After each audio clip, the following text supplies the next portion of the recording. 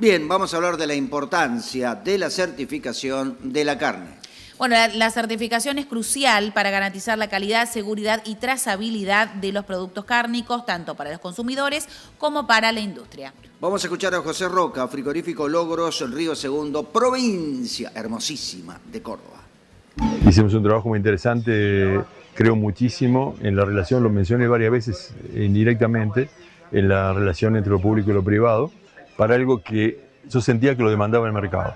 Cuando vos viajás, cuando vos estás en el exterior y ves la carne argentina, es algo muy lindo, es como hablar de Maradona, de Messi o Gardel, o más porque es permanente, y la gente se pega con el tema de nuestras carnes.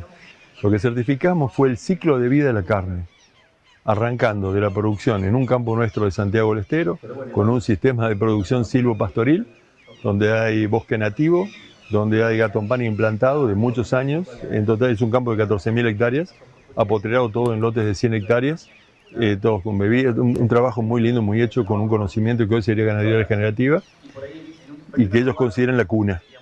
Y llega hasta la tumba, que es la cocción en Alemania, en Estados Unidos y en Chile, que eso fue un planteo de decir, che, vamos por los tres medios de locomoción. Vamos por el barco, vamos por el avión y vamos por el camión. Y todo, desde que producimos, se tomaron hasta el mínimo detalle. Es un campo que tiene 72 kilómetros de callejones, se tomó el consumo de gasol de las camionetas, de las bombas de agua, se tomó el costo de implantación de cultivos, se hace una agricultura, hay 2.000 hectáreas de agricultura en función de la ganadería. Es un campo de ciclo completo, donde hay 2.000 vacas de cría, donde se hace novillo Hilton, y ahí llegamos a los transportes del campo hasta Logros, de Río Segundo, después de Logros traer el contenedor de Buenos Aires, llevar el contenedor al puerto, el viaje, y también tuvimos en cuenta la distancia de puerto a los distribuidores, y tomamos los valores de cocción de la carne en cada distinto lugar. Fue muy interesante, para mí muy completo, es muy probable que vamos a seguir agregando cosas, pero eso es. Es fundamental entenderlo, incorporarlo y no buscar la pata directamente de la reutilidad como si fuera realmente un negocio. Esto es parte, si cuando yo utilizo, no sé, una semilla, un material importante del cultivo que sea, utilizo fertilizantes, utilizo análisis y manejo, esto se incorpora. Esto tiene que ser incluido dentro de esta historia. Por eso es medio exagerado, pero bueno, yo lo siento así. Un frigorífico de Alemania no nos compraba más carne porque sus clientes le decían que no iban a apoyar a una empresa que no hacía nada por el medio ambiente. Despertar a la historia de que, sí, acá, más allá que lo venimos escuchando, más allá que vimos lo de Kioto, que vimos lo de París, que seguía todo lo que estaba pasando, encontrarnos con esto fue un llamado de atención. Quería hacerlo, los costos de empresas privadas y sobre todo la certidumbre sobre el trabajo no me cerraban. Entonces, en un momento que llegó un ingeniero de INTA Manfredi, que tengo tremendo aprecio, llegó para solicitarme datos para un trabajo que estaban haciendo para una gente que producía carne en el sur de Córdoba. Entonces le dije, yo te doy los datos, otros plantas no se lo habían querido dar, yo te los doy a cambio de que hagamos el trabajo también acá. Él parecía que le había dado un juguete porque estaba chocho, pero realmente así nació, así empezamos. Después hicimos un presupuesto, la relación fue decir, bueno, hacemos toda la parte de agropecuaria con el INTA, hacemos toda la parte industrial con el INTI, y vemos para dónde avanzamos. Importancia de la alimentación para las personas. Vamos a hablar de un tema, lo hablamos hoy, que es en el Día del Medio Ambiente, pero tan importante, ¿no? Así es, la alimentación saludable es vital para mantener un buen estado de salud, prevenir enfermedades y mejorar también la calidad de vida. Una dieta equilibrada, rica en nutrientes, ayuda a fortalecer el sistema inmunológico, mantener un peso saludable y reducir el riesgo a enfermedades crónicas. Vamos a escuchar al conocidísimo doctor Claudio Zin.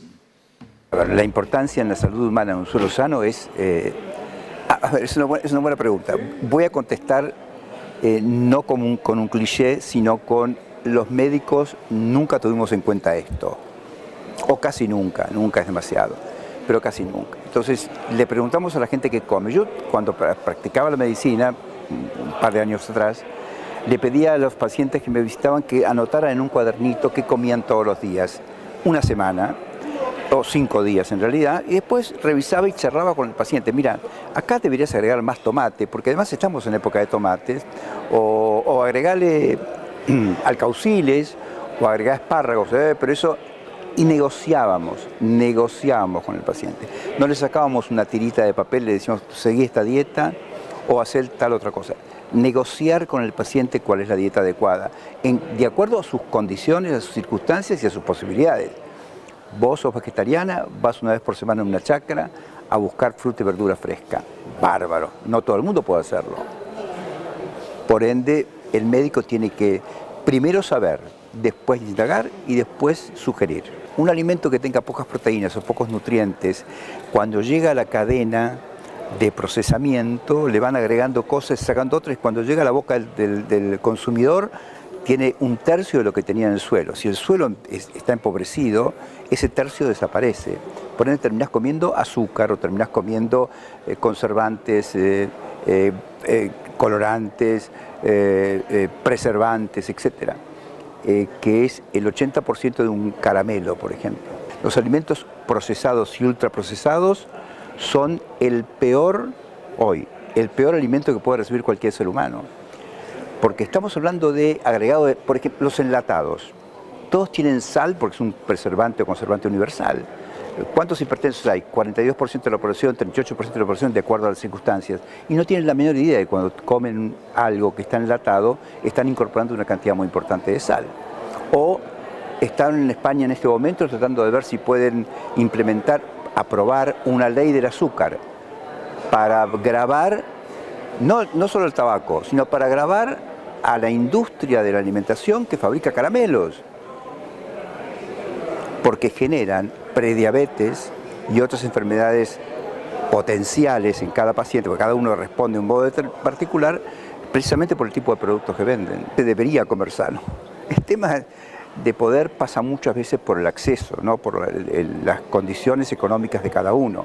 Ayer compré una palta que me costó 2.000 pesos, porque era una palta chilena, una palta chiquita, de tipo palta Hass, y la verdad que era exquisita. Ahora, ¿quién puede pagar? Yo vivo solo y no tengo ningún problema, pero ¿crees que hay mucha gente que puede pagar 2.000 pesos una palta? Una palta chiquita así. Bueno, eso se llama acceso a los alimentos.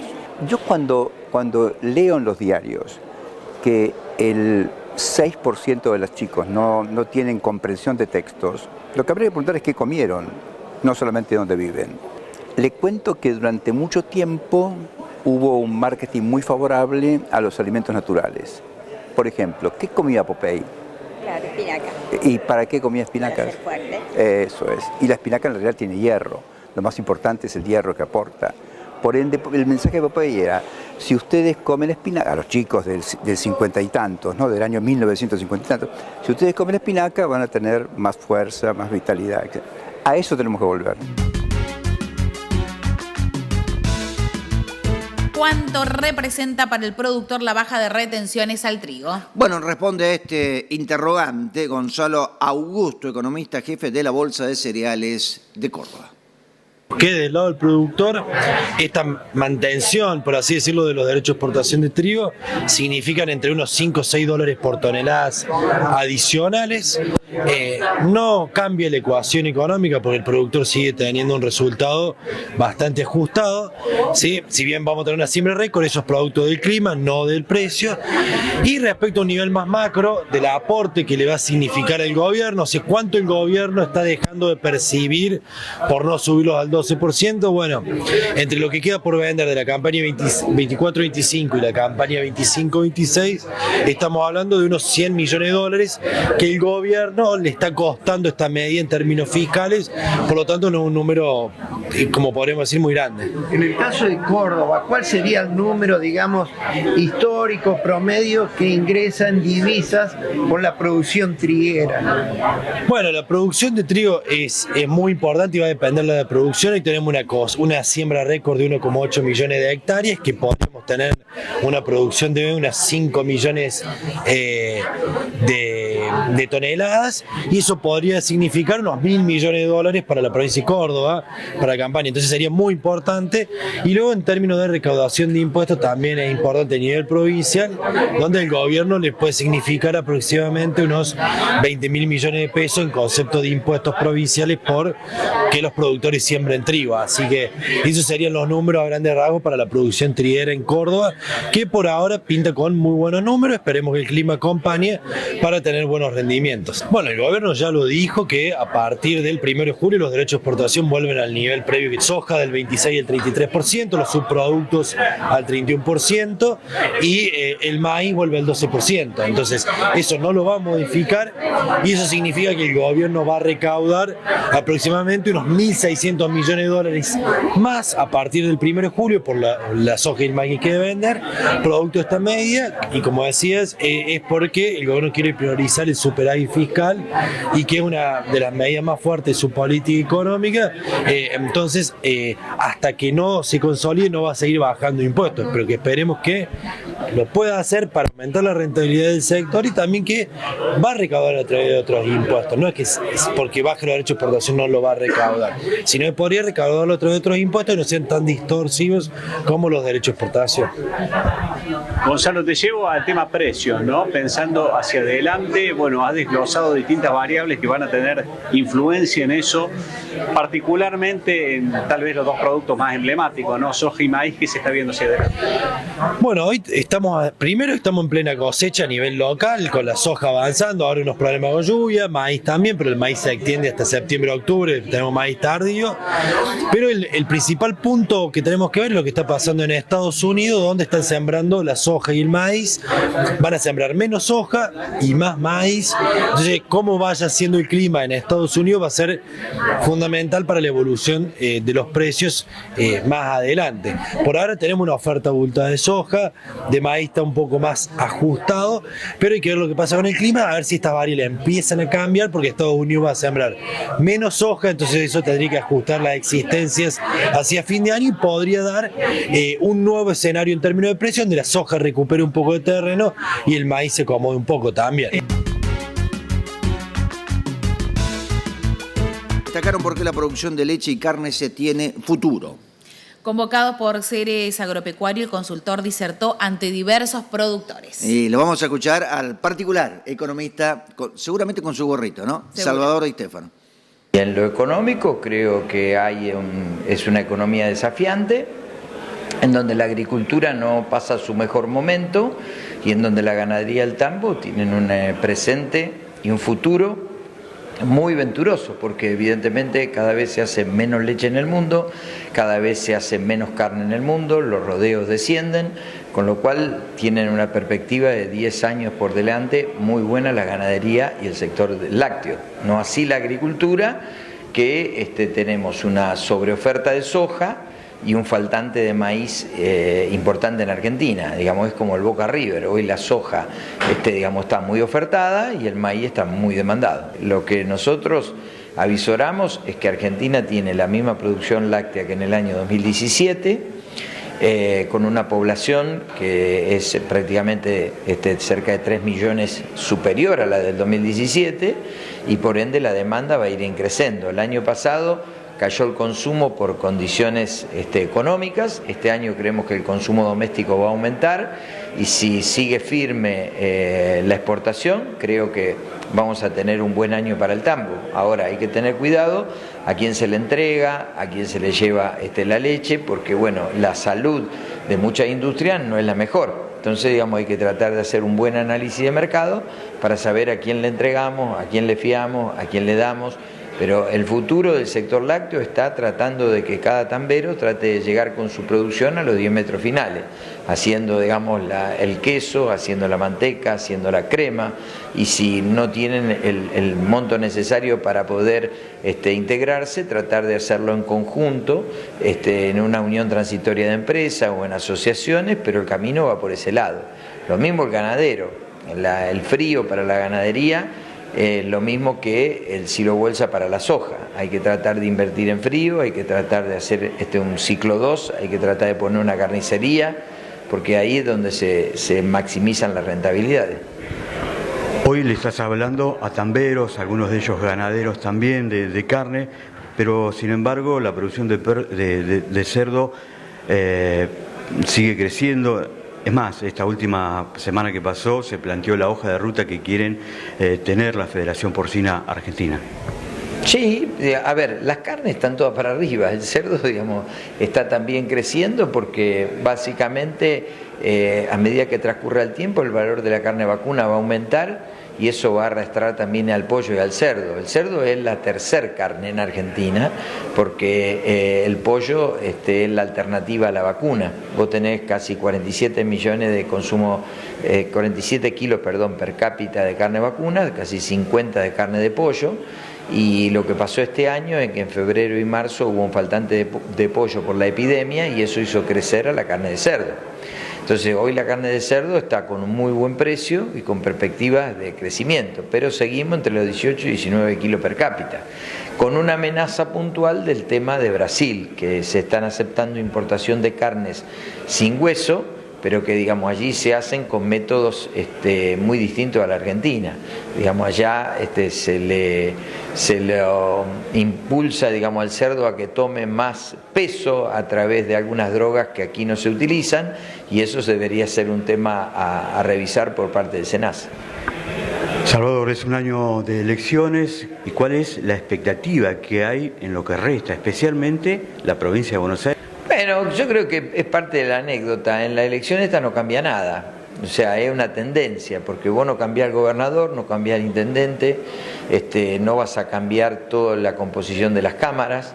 Me parece que está dentro de un reordenamiento de la política y mi impresión es que los próximos 2 años van a seguir por el mismo camino. O sea, gane quien gane, Milei va a seguir siendo presidente y va a seguir teniendo un ajuste presupuestario, con lo cual las empresas tienen que dedicarse cada vez a invertir más, a trabajar mucho puertas adentro, bajando costos y tratando de maximizar resultados. El productor tiene que empezar a visualizar de que esta es una Argentina nueva, que no hay que retener la soja, que el dólar va a bajar, que la tasa de inflación va a descender, con lo cual tiene que tomar medidas distintas ante un escenario macroeconómico que es absolutamente distinto al anterior. Entonces hoy no sirve constituir stock, hoy lo que tenés que hacer es rotar el capital y a eso vamos. O sea, hay que repensar totalmente de cero el negocio agrícola y probablemente ponerle un poco más de ficha al ganadero y al tambero, porque es el que te está dando más resultados, incluido el cerdo. Carne argentina gira por el sudeste asiático. En pos de ganar nuevos mercados se realizó una gira de promoción de la carne argentina en Japón, Indonesia y China. El objetivo no solo es vender volumen, sino también cortes de mayor calidad y menudencias como lengua o tripas. En la agenda del IPCBA hay varios eventos de promoción interna programados para el año que adelanta su flamante presidente. Vamos a escuchar a George Bray-Schmidt, presidente del Instituto de Promoción de Carne Vacuna. Primero te voy a contar cuál era el objetivo de esta gira. Como siempre, promocionar la carne en el exterior. Sabemos que Asia es el mercado tal vez con más futuro y más crecimiento, teniendo los números de lo que ellos consumen y la población que hay, y en cierta forma inexplotado, por decir de alguna manera. Y bueno, empezamos con Indonesia, después Japón y terminamos en China. Hoy en día, ¿a dónde estamos exportando de esos países y qué tipo de carne? Porque también hay algunas que son más premium, digamos, depende también si es volumen o si es calidad, ¿no es cierto? La idea es empezar a vender todo el set de productos cárnicos. Hoy el que se lleva toda la parte más grande es China, sabemos que es el 70% de lo que se exporta a China, siempre con cortes tal vez no los de mayor calidad. La idea es apuntar a eso, y uno de los objetivos del viaje fue el tema de las menudencias, que ellos tienen mucho interés por las menudencias, mucho interés por la lengua, triperío, hasta pene de toro nos preguntaban, así que hay un interés por eso que acá tal vez no consumimos mucho. Y lo mismo en Japón, mucho la lengua, y en Indonesia también carne y sobre todo la lengua. Tengamos en cuenta que en Indonesia consumen 3 kilos de carne por habitante por año, pero son 280 millones de habitantes. Claro, sí, gran diferencia con lo que estamos acostumbrados acá. Bueno, después de esa promoción externa y que también ha estado en la ciudad de China, ahora estamos en 25 de mayo, provincia de Buenos Aires, también trabajando en la promoción interna, ¿no es cierto? Que es una de las ramas del IPCBA. Correcto, y siempre es algo que tenemos que hacer el equilibrio entre la promoción externa y la interna, y ya van varios eventos este año. Estuvimos en Mendoza no hace mucho, en el Valle de Uco, y hoy 25 de mayo con muchas expectativas, muchos chicos que también explicarles qué hace el IPCBA y que empiecen también en un futuro a ser ganaderos, ¿no? Y producir carne. De por sí sabemos que la ganadería ha ido perdiendo productores, ha habido tal vez una parte de concentración en la actividad. Es un rubro que te obliga a estar en el campo y desarrolla la territorialidad en cierta manera, así que tenemos que recuperar eso. Es muy importante, la vida en el interior es muy buena, hay que convencerlos a que se queden. Es muy lindo tal vez ir a estudiar a algún lado, pero es bueno volver también, así que es parte del proceso. Un poco el objetivo que me pongo es, tenemos que aumentar en cabezas de ganado y para eso necesitamos productores genuinos y es un poco el objetivo de la charla de hoy también.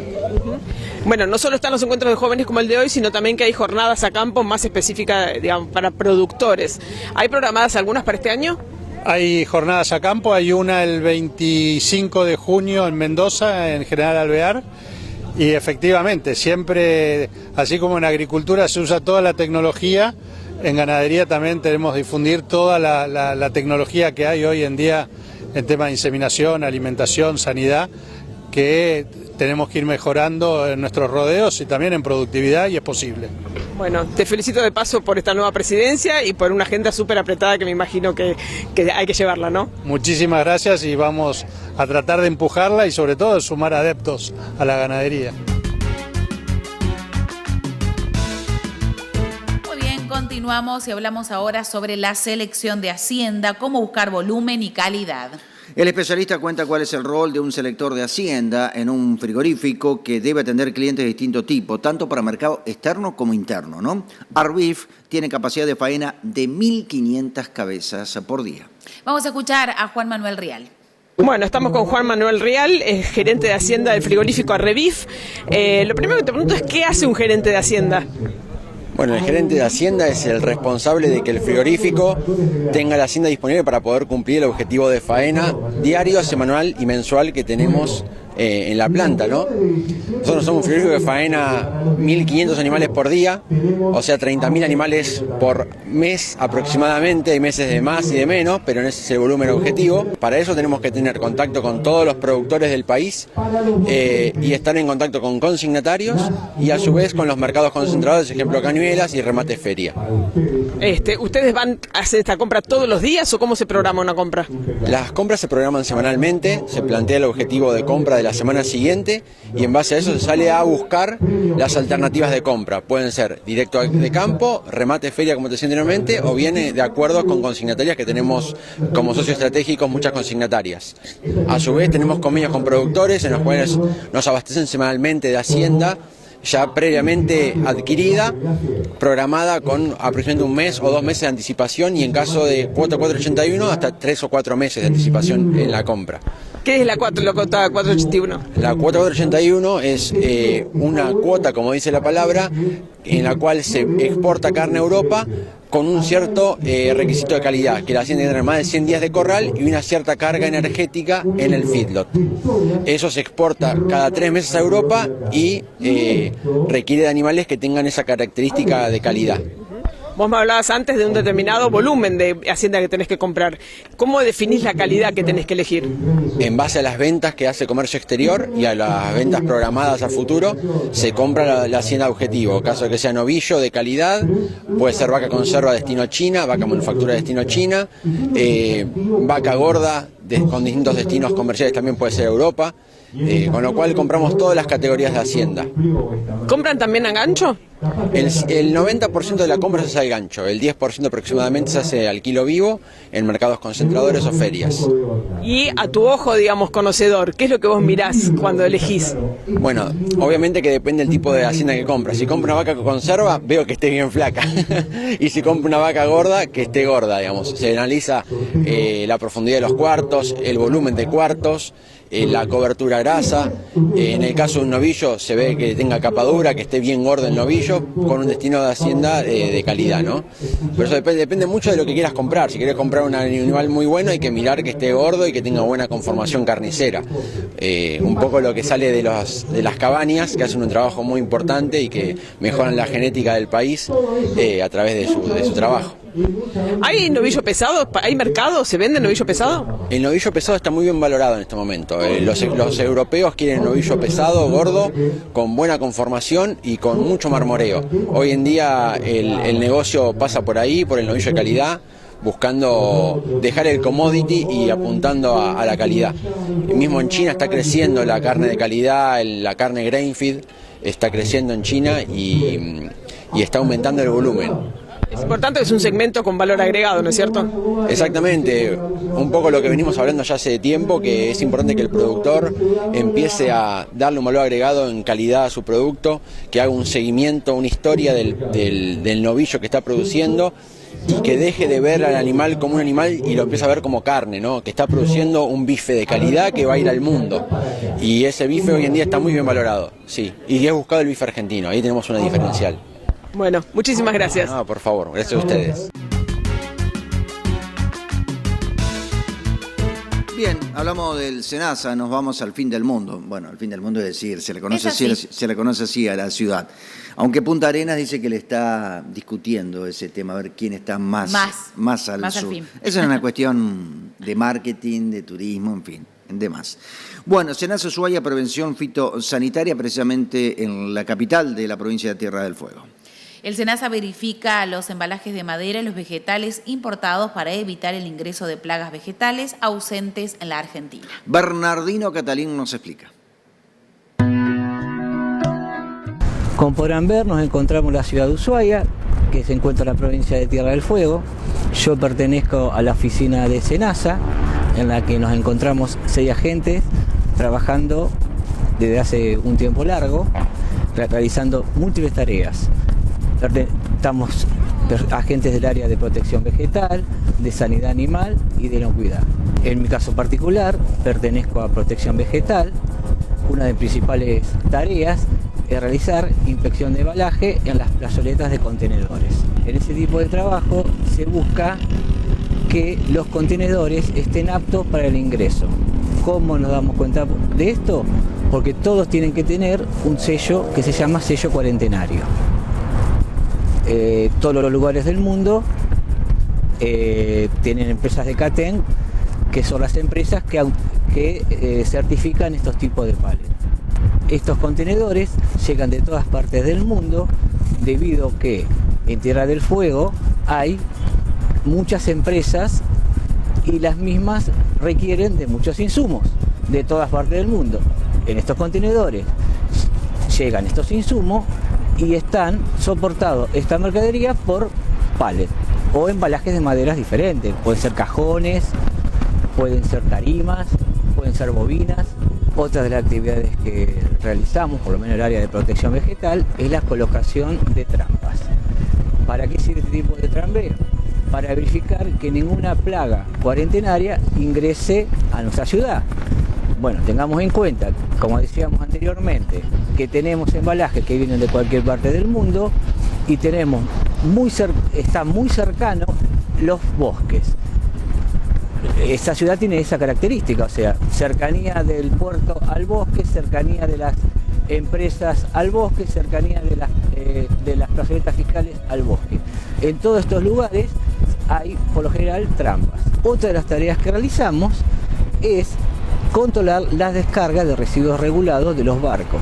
Estos barcos vienen de todas partes del mundo y realizan, por lo general, un viaje de 10 días que es desde Ushuaia hacia la Antártida. Este viaje dura 10 días y nosotros controlamos todas las descargas de residuos regulados de estos barcos. Esta tarea lo hacemos aproximadamente en una etapa de 8 meses anuales. Para nosotros es un gusto trabajar con todos los productores locales, trabajar con los despachantes, trabajar con organismos, tanto nacionales como provinciales.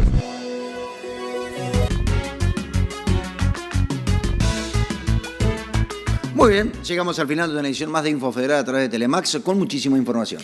Así es, Fabián. Mañana sí nos volvemos a reencontrar. El Mañana último día, viernes. mañana Viernes cerramos la semanita de Infofederal y nos preparamos para poquito. Dentro de poquito ya cumplimos un año. Dentro de poquito cumplimos un año, al aire. nuestro mes aniversario. Estamos cursando el mes aniversario, pero ya la semana que viene, si no me equivoco, ya cumplimos un año con Info Federal aquí por la pantalla de Telemax. Creo que el productor general va a pagar un asado a la estaca con chorizo, vino. Lo mínimo. Lo mínimo. Bueno, gracias por acompañarnos, por estar allí del otro lado. Quédense en la pantalla de Telemax disfrutando de la programación. Nos reencontramos mañana tempranito a las 8. Hasta entonces.